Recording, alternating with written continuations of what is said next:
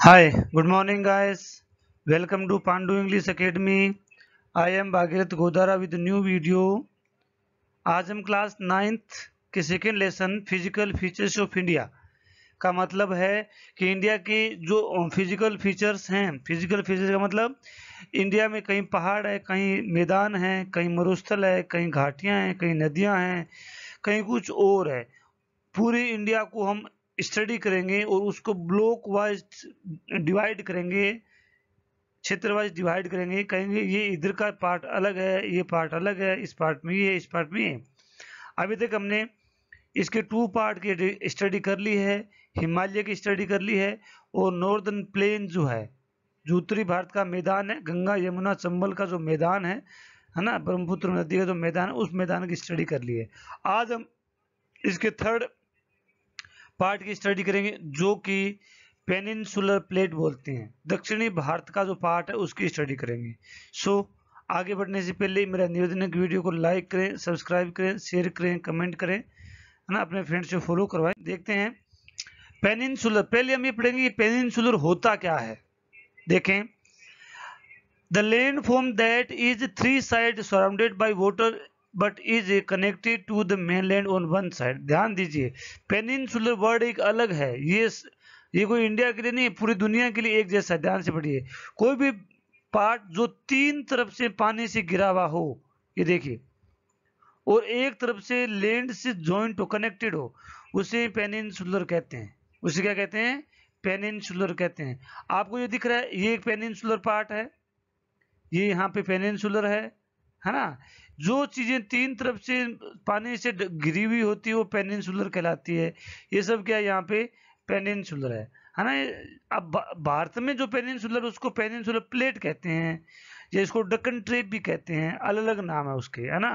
तो इन चीजों को ध्यान में रखना है। सो आई थिंक आपको ये तो समझ में आया होगा कि पेनिनसुलर क्या है। तो ये पेनिनसुलर होता है, पेनिनसुलर का मतलब जो लैंड का पार्ट तीन तरफ से है पानी से घिरा हुआ और एक तरफ से मेन लैंड से कवर्ड हो, है ना, कनेक्टेड हो, तो उसे क्या कहते हैं?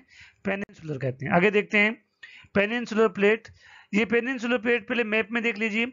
ये जो इंडिया का पार्ट है, ये जो इंडिया का पार्ट है वो पेनिनसुलर कहलाता है। यहाँ तक पेनिनसुलर, यहाँ तक, है ना। इधर इस तरफ यहाँ तक, ये यहाँ तक आ जाता है, ठीक है। तो ये क्या है, पहली बात है ट्राइंगल के शेप में, तो ट्राइंगल इन शेप में।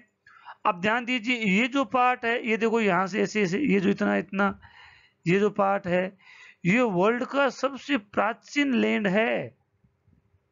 ये सबकी सबसे वर्ल्ड की प्राचीन ओल्डेस्ट लैंड फॉर्म है। ओल्डेस्ट लैंड फॉर्म की विशेषता ये होती है कि इस पार्ट में कभी भूकंप नहीं आ सकता, और अभी तक इस पार्ट में भूकंप नहीं है। एक बार इस पार्ट में भूकंप आया है, यहाँ पर महाराष्ट्र में एक कोहिमा नाम का स्थान है, कोहिमा नहीं, उसका नाम कुछ और है, कोई ना ऐसा कुछ नाम है। वहां पर एक ही बार भूकंप आया था 1962 के अंदर। आज तक इस पार्ट में कभी भूकंप नहीं आया। यहाँ ही नहीं, वर्ल्ड के जो भी ओल्डेस्ट लैंड फॉर्म, वहां कभी भूकंप नहीं आता। क्यों नहीं आता? क्योंकि ये सबसे पुराना है। तो ये क्या हो गया, इसके नीचे की जो चट्टाने हैं वो स्थिर हो गई, उनमें कभी मूवमेंट नहीं होता, वो फिक्स हो चुके, इनका जो निर्माण काल है वो पूरा हो चुका है। तो पेनिनसुलर जो प्लेट है इंडिया की, वो सबसे पुरानी है। 16 लाख स्क्वायर किलोमीटर में फैला हुआ है ये। स्लोप क्या है इसकी, ढलान कैसी है? वेस्ट, ये साइड वेस्ट है ना, ये साइड ऊंची है, ये साइड नीची है।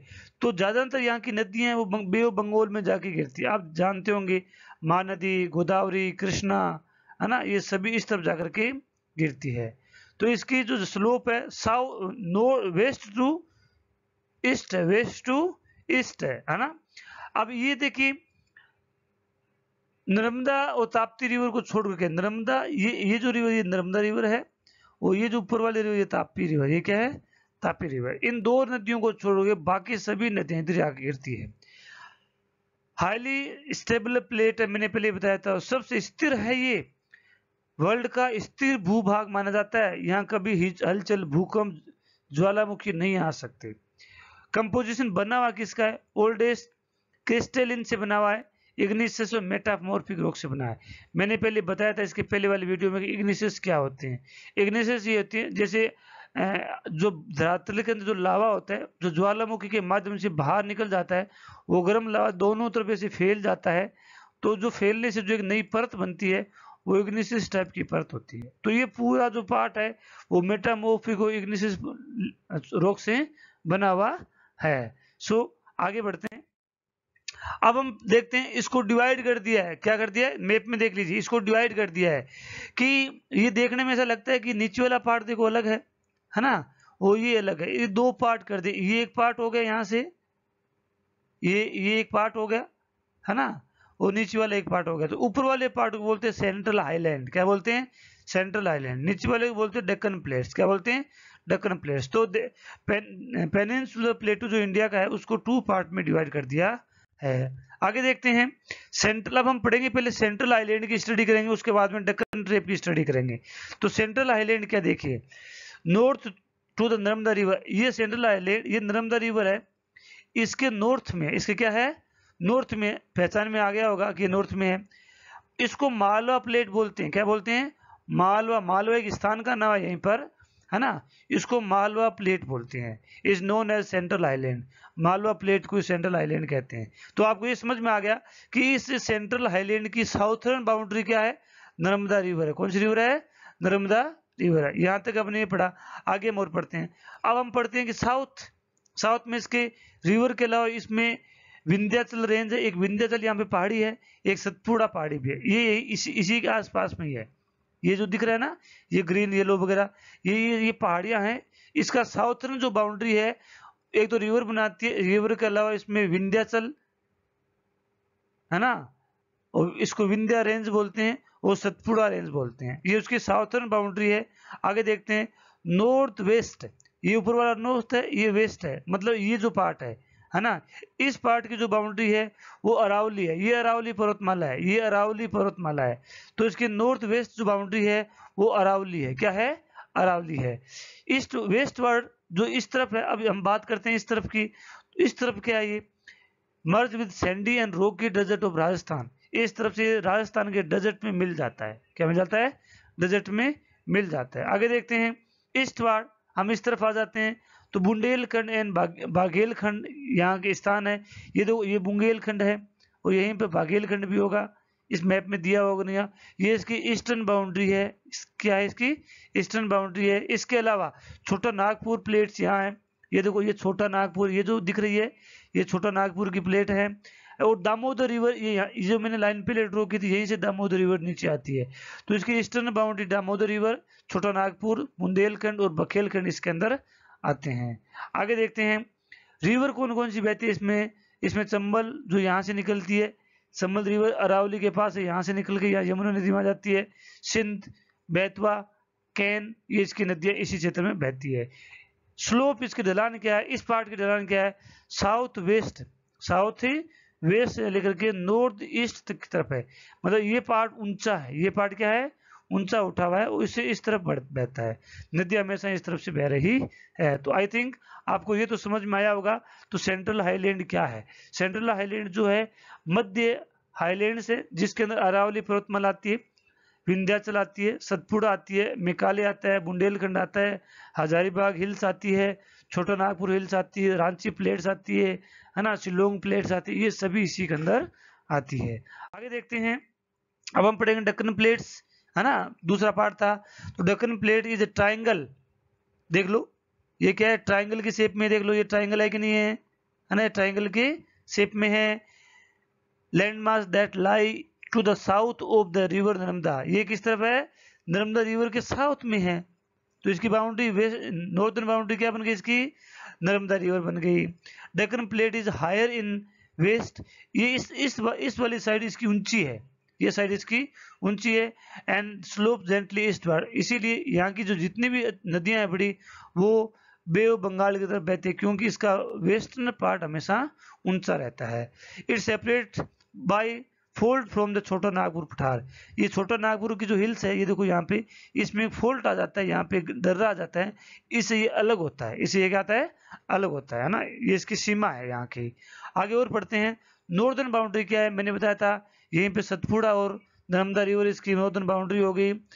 ईस्ट वार्ड क्या है? इसकी ईस्टर्न बाउंड्री क्या है? महादेव, कैमूर और मैकाल, ये यहाँ पे हिल्स है। महादेव, ये यहाँ पे महादेव है इस जगह, ये महादेव हिल्स है जहाँ से नर्मदा नदी निकलती है। ये नर्मदा नहीं, नर्मदा तो इस तरफ निकलती है और महानदी इस तरफ निकलती है ना। और मेघालय भी यहाँ पे है, और कैमूर हिल्स भी यहीं आसपास में, ये यहाँ पे कैमूर है तो ये हिल्स है, इसके ईस्ट वार्ड बाउंड्री है। इसके अलावा east north east, northern eastern part Meghalaya कार भी along with plate of north केस हिल्स। मेघालय, यहाँ ये मेघालय है, ये जो हिल्स जो है ये इसी के अंदर आती है। किस में आती हैं? दक्कन ट्रेप के अंदर आते हैं। शिलोंग और मेघालय की जो प्लेट्स हैं वो इसी में आती हैं। It is separated by fault from the छोटा नागपुर पठार, ये मैंने पहले बताया था, छोटा नागपुर के पठार से अलग हो जाता है। आगे देखते हैं ईस्ट में क्या है, गारो खासी जयंती। ध्यान दें ये यहाँ पे ये एक्चुअली यहाँ पर ही मेघालय है। और आपने सुना होगा कि मेघालय जो है ना, मेघालय में एक स्थान नाम है मासिनराम। मैं इसको एक बार इरेज करता हूँ थोड़ा, मैं यहाँ पे आपको अलग से एक्सप्लेन करता हूँ, ये एक अलग चीज है ना। यहाँ पर 3 तरह की हिल्स हैं, एक हिल्स ऐसे हैं, एक हिल्स ऐसे हैं, और एक हिल्स ऐसे है। अब नामकरण आप कर ले, गारो खासी जयंतिया है ना, 3 हिल्स है। ये बे ऑफ बंगाल है, तो बे ऑफ बंगाल से पानी का वेपराइजेशन होता है, पानी ऊपर उड़ता है, जैसे हमारे यहाँ बादल बनते हैं, और ये पानी ऊपर उड़ इस तरफ बढ़ता है, इस तरफ बढ़ता है, तो इस हिल्स में आकर के टकराता है ना। अब क्या दो इसके 3 साइड में हिल्स आ जाती है, क्लाउड से इकट्ठे हो जाते हैं, और इनके बीच में यहाँ चेरापूंजी जो हम कह सकते हैं, या हम कह सकते हैं मासिनराम, जहाँ पे विश्व की सबसे ज्यादा बारिश होती है। और बारिश क्यों होती है ये पढ़िए, क्योंकि यहाँ गारो खासी जयंतिया 3 पहाड़ियां हैं, और तीनों इस तरफ से बादलों की एंट्री तो हो जाती है, लेकिन आगे बादल नहीं निकल पाते हैं, और आगे नहीं निकल पाने की वजह से यहाँ पे एयर का प्रेशर बढ़ता है, और प्रेशर बढ़ने से इस क्षेत्र में सबसे ज्यादा बारिश होती है। अब आप ये ध्यान में रख ले कि यहाँ बारिश क्यों होती है, क्योंकि गारो खासी जयंतिया ये हिल्स काफी ऊंचाई पे हैं, तो क्लाउड्स की इतनी ऊंचाई होती नहीं है, तो जो क्लाउड्स यहाँ जाते हैं वो यहीं पर रहते हैं, और इन पे इस तरफ से हवाएं चलती है, तो इनका प्रेशर बढ़ता रहता है। सो ये इसका है। आगे देखते हैं, अब हमने ये तो पढ़ लिया था, अब हम पढ़ते हैं ईस्टर्न वेस्टर्न घाट। ध्यान दीजिए, ये वेस्टर्न बाउंड्री है, और ये ईस्टर्न बाउंड्री है, ये ईस्टर्न बाउंड्री है, तो ध्यान से पढ़े। तो यहाँ पे क्या है, ये ईस्टर्न बाउंड्री होगी, ये वेस्टर्न बाउंड्री होगी, तो इसको ईस्टर्न घाट कहते हैं, इसको वेस्टर्न घाट कहते हैं। आगे देखते हैं, western and the eastern edge of the Deccan plate से रेस्पेक्टिवली, ये ईस्टर्न होगी, ये वेस्टर्न होगी, ईस्टर्न होगी, है ना। Western Ghat lies parallel to the western coast, ये वेस्टर्न कोस्ट के पैरेलल है ना। ये देखो घाट, ये एरिया जो है ना, ये देखो हल्का जो कलर है, ये घाट का एरिया है, ये क्या है, घाट्स कहलाता है। और इस तरफ भी ये है, इसके अलावा यहाँ मैदान हो रहे हैं, इस समुद्र के ये जो बीच में जो जगह बच जाती है, यहाँ वेस्टर्न कोस्टल प्लेन है, ये मैदानी क्षेत्र भी है यहाँ पे, क्योंकि ये पहाड़ी क्षेत्र थोड़ा समुद्र से दूर है, तो समुद्र और पहाड़ों के बीच में एक मैदान बना हुआ है, दोनों तरफ ऐसा है ना। आगे हम पढ़ेंगे इसको। आगे देखते हैं ईस्टर्न घाट क्या है। So discontinue irregular disconnected by rivers drain to into the bay of Bengal. ध्यान से पढ़े, ईस्टर्न घाट जो है वो लगातार नहीं है, वो बीच से कटा फटा, क्योंकि ज्यादातर नदियां जो होती है ईस्ट की तरफ बहती है, बे ऑफ बंगाल की तरफ बहती है, तो नदियां जहां से बहती है वहां कटा हुआ है। Highest peak of eastern Ghat में क्या है, शोरे hills, Javadi hills are located in the south eastern part.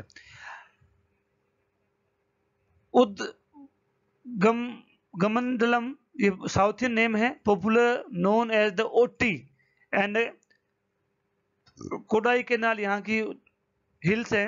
Eastern Ghat stage from the Mahanadi valley to Nilgiri से लेकर के महानदी तक फैला है। मैप में बताऊंगा आपको भी, ये देखिए यहाँ से महानदी, ये मेघालय पर्वत मैंने बताया था, यहाँ से महानदी आती है और यहाँ गिरती है, तो ये महानदी से लेकर के नीचे तक, कहाँ तक है, यहाँ तक ये पार्ट फैला हुआ है, इस जगह तक ये पार्ट फैला है, इसको बोलते हैं ईस्टर्न घाट। ओके, अब हम पढ़ेंगे वेस्टर्न घाट को। तो western Ghat higher than the eastern Ghat, इसकी ऊंचाई ईस्टर्न घाट से ऊंची है, इसीलिए यहाँ की नदियां इधर बहती है। Western Ghat cause orographic rain by facing the rain bearing most wind to raise, orography का मतलब होता है कि ये पहाड़ी क्षेत्र ऊंचा है और इस तरफ से बादल आते हैं तो इस तरफ इस वाले पार्ट में ज़्यादा बारिश होती है, इस वाले पार्ट में, क्योंकि काफ़ी ऊंचा है तो क्लाउड उसको क्रॉस नहीं कर पाते हैं। और जो इस वाला जो पार्ट है इसमें क्या होता है, सूखा पड़ता है। समुद्र के पास में होने के बावजूद भी महाराष्ट्र में काफी बड़ा क्षेत्र सूखा रह जाता है। आपने सुना होगा कि किसान आत्महत्या करते हैं, वो यहाँ के ही होते हैं। यहाँ अकाल पड़ता ही रहता है क्योंकि इस घाट की ऊंचाई ज्यादा होने की वजह से क्लाउड इस तरफ आ ही नहीं पाते, और जब क्लाउड इस तरफ नहीं आ पाते हैं तो यहाँ रेन नहीं हो पाती है। अन्नामुदई यहाँ की हिल्स है, और दोदा बेटा यहाँ नीचे, यहाँ पे दोदा बेटा हिल्स है ना, ये वेस्टर्न घाट के पार्ट हैं। आगे हम पढ़ते हैं फीचर्स ऑफ पेनिनसुलर प्लेट। इसकी विशेषता क्या है पेनिनसुलर की? सोइल इसकी ब्लैक सोइल है, डेक्कन ट्री बोलते हैं, क्योंकि मैंने बताया था ये चट्टानों से बना हुआ है। कौन सी चट्टानें? जो लावा के रूप में निकली थी। ऑर्गेनिक वैल्कोनिक से बना हुआ ये मैदान, रॉक्स यहाँ इग्निशियस रॉक टाइप की बनी हुई है। आई थिंक ये चीजें आपको समझ में आई होगी। यदि वीडियो अच्छा लगा हो तो लाइक करें, सब्सक्राइब करें, शेयर करें, कमेंट करें, अपने फ्रेंड्स से फॉलो करवाएं। So thanks for watching, have a nice day.